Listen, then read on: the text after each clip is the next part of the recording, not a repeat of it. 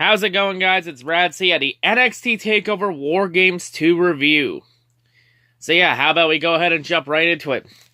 So NXT Takeover starts off with Matt Riddle coming out to the ring. Of course, Matt Riddle comes out, he says he's not scheduled to have a match tonight. But Matt says that since they're in Los Angeles. And then Matt says Cassius Ohno called me out, so I'm challenging him to a match. And Matt says they don't have to wait till Wednesday for their match on NXT. They can do it right here, right now. And then Matt says he'll knock Cassius out in both reigns. Yes, there are two reigns out. There are two reigns set up out there. The reason why is because it's for a certain match that's happening later on in the night. The name of the match is in the TakeOver title.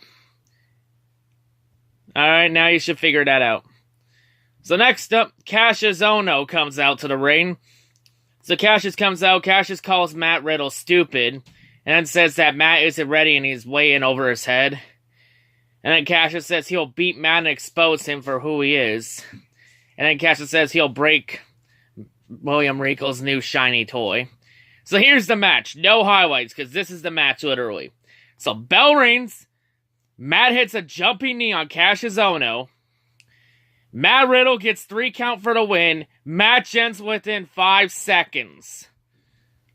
5-second KO.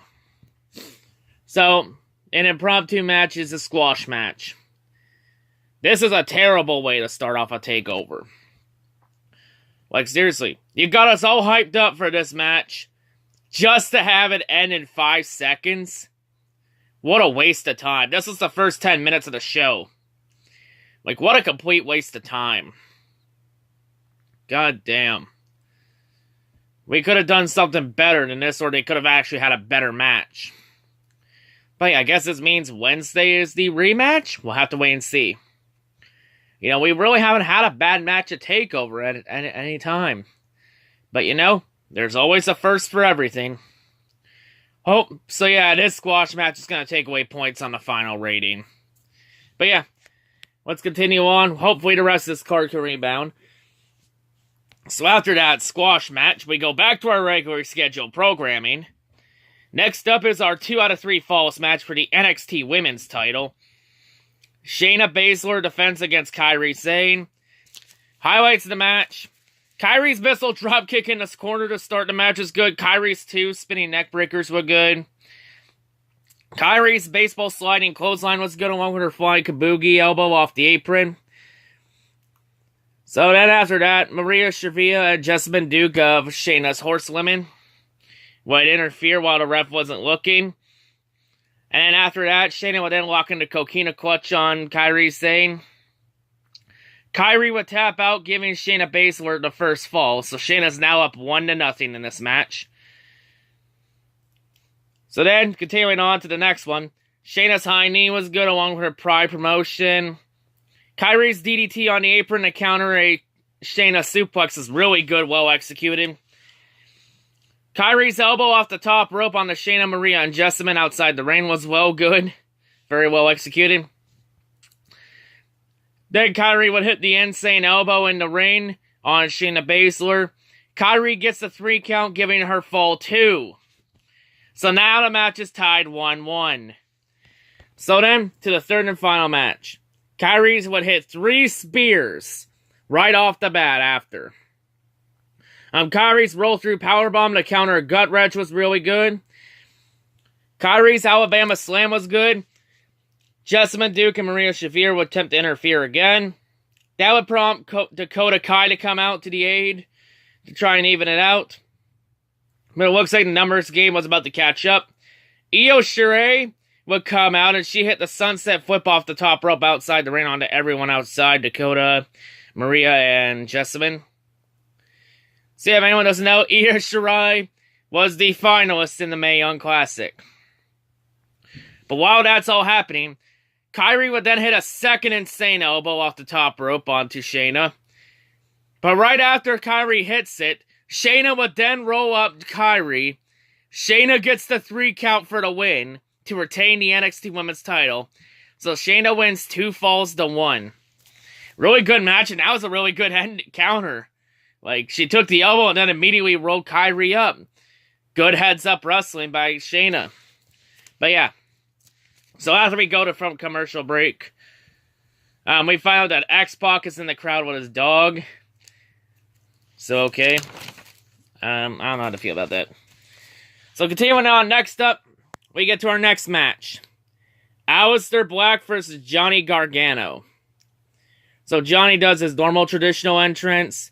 Aleister's entrance is pretty good. I really like the vest he had on with those monster spikes poking out. You know, it's first coming up with a row of candles. Really good entrance. So, highlights of the match. Johnny's roll-through kick was good. Aleister's running knee was good. Johnny's sliding kick was good, along with his reverse DDT. Aleister's knee to counter a Johnny run was good. Aleister's big boot was good, along with his front flip dive. Aleister's basement drop kick was good, along with his springboard sunset flip.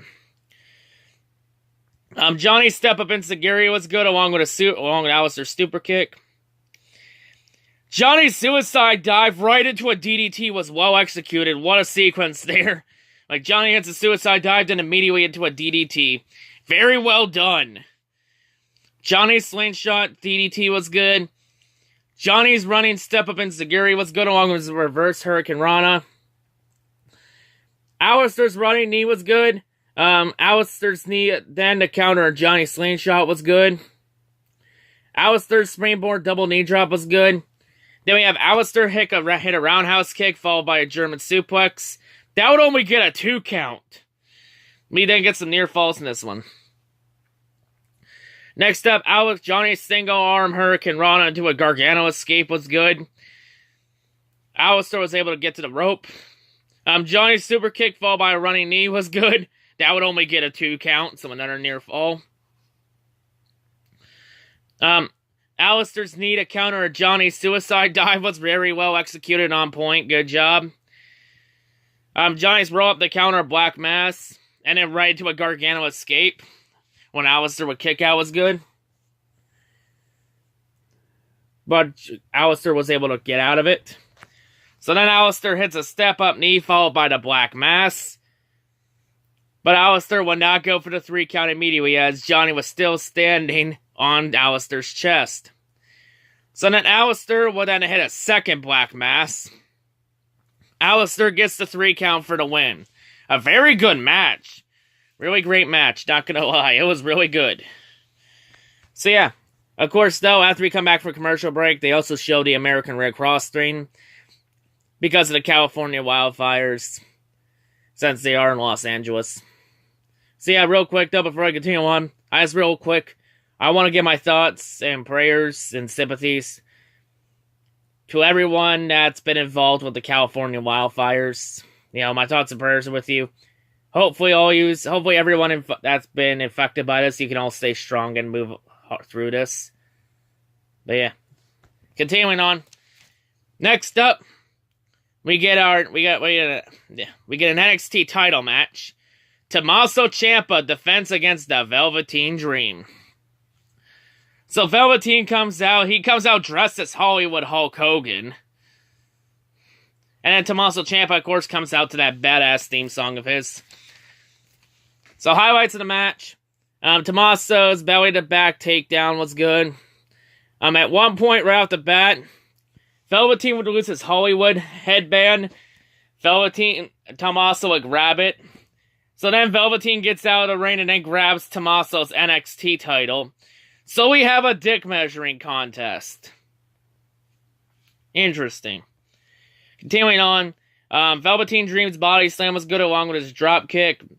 Velveteen's diving hacks handle was really executed well, along with his diving crossbody off the top rope outside the ring.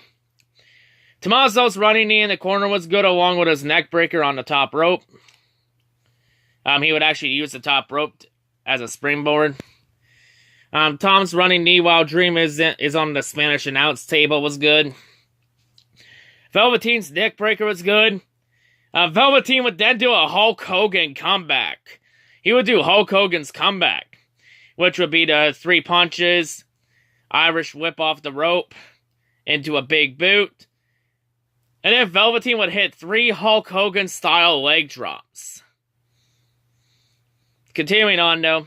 So, yeah, Velveteen's really going all in on this Hollywood Hulk Hogan thing.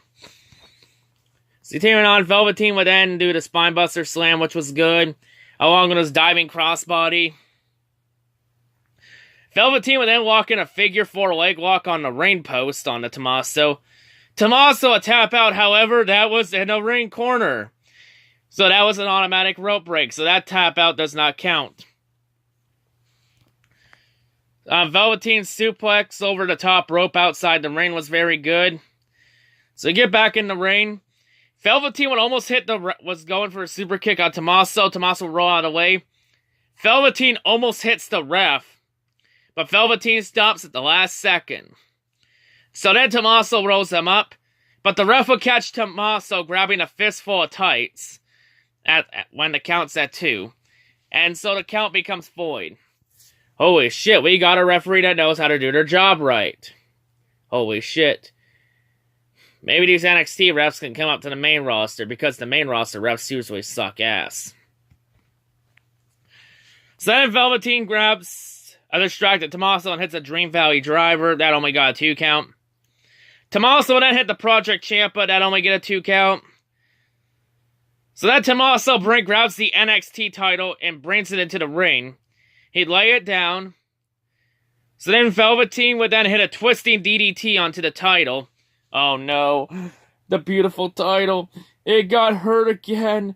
Don't worry, you're safe with me. That would only get a 2 count, so we had a lot of near falls. Tommaso would then hit a DDT, and that only get a 2 count. Velveteen's Dream Valley driver onto an exposed concrete floor was good. Velveteen would then hit the Purple Rainmaker off the elbow drop off the top rope. That only get a 2 count. So match ending, Tommaso would grab Velveteen Dreaming to hit a DDT on him onto the steel strip separating the 2 rings. Tommaso would then throw Velveteen back into the original ring. And Tommaso gets the 3 count for the win to retain the NXT Championship. Really great match. Really good. What a near falls. So then after match, Tommaso would then go over to an unconscious Velveteen Dream and then kiss Dream on the cheek.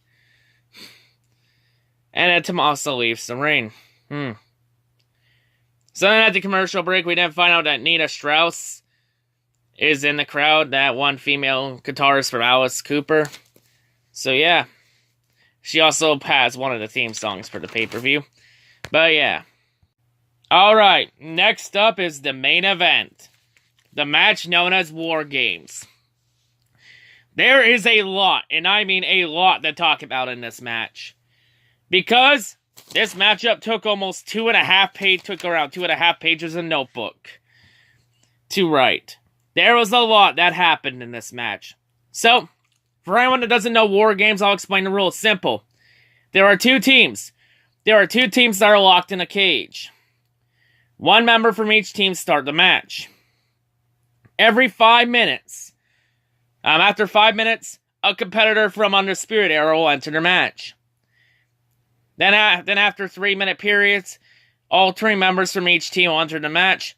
War Games doesn't officially start until all 8 competitors are in the match. If you escape the cage, you will forfeit. If you escape or leave the cage, you forfeit the match for your team. And the only way to win is by pinfall or submission. So yeah, those are the rules. So here we go. So our War Games match this year involves the Undisputed Era, the NXT Tag Team Champions, Adam Cole, Bobby Fish, Kyle O'Reilly, and Roderick Strong against the team of NXT North American Champion Ricochet, WWE United Kingdom Champion Pete Dunne, and the War Raiders Hanson and Rowe. So highlights of the match, we would have Adam Cole and Ricochet start the match. So highlights in the first 5 minutes. Ricochet's Hurricane Rana was good along his dynamic dropkick.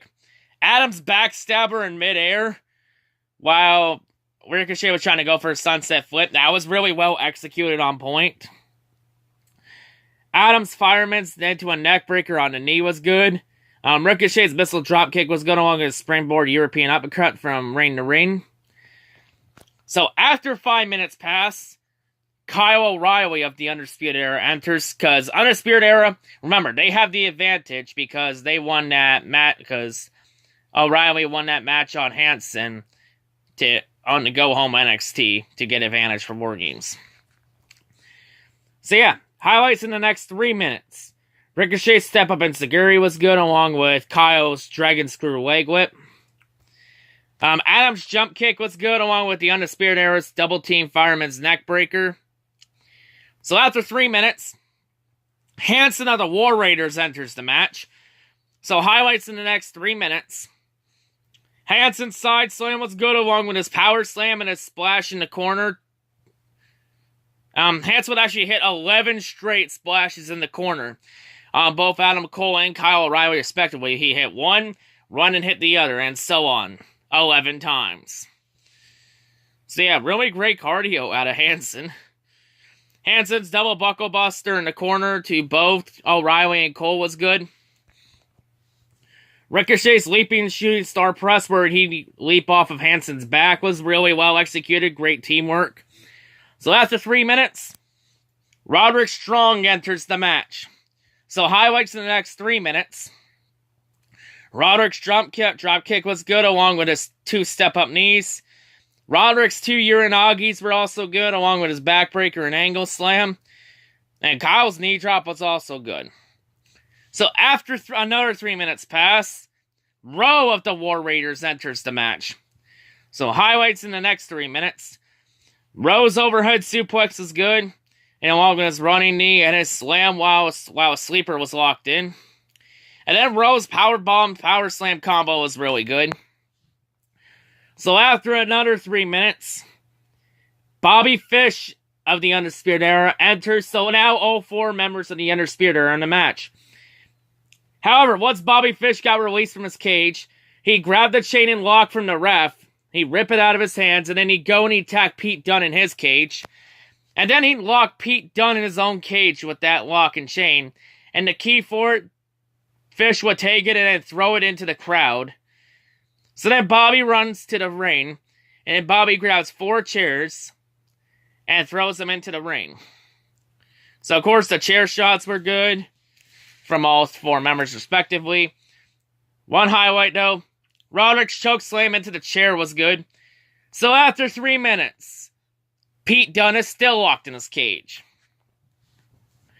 Of course, the ref were trying everything they trying to get him locked freed. Well, they would open the initial lock, but the lock Bobby Fish on, their key didn't work. So then all the refs left back to the backstage area to go look for some tools. So continuing on some highlights while we're waiting. Roderick's superplex is good, along with Kyle's superplex, both hitting them in synchronized. So both in sync, not bad. So then the refs come back out. They grab a pair of bolt cutters and then cut the chain. So Pete Dunne is officially free. So Pete Dunne comes out. He grabs some kendo sticks, some garbage cans, some 2 tables, and a chain. Undisputed Era tried everything to keep Pete Dunne from entering the ring. They would fail massively. So we have Ricochet's diving crossbody while that's happening. And then Pete Dunne enters the cage. Doors locked, 2 refs enter. Now WarGames has officially begun. So the whole first part of this match was just to soften your opponents up. So, continuing on. Now highlights the rest of the match. Pete's kendo strikes were good, along with Ricochet's kendo strikes. Pete's suplex into a slam was good. Hanson's big boot to O'Reilly while he was holding the chair was good. The War Raiders double team with a garbage can was good on Adam Cole. War Raiders double team power slam on the steel strip was good. War Raiders springboard clothesline into a German was good.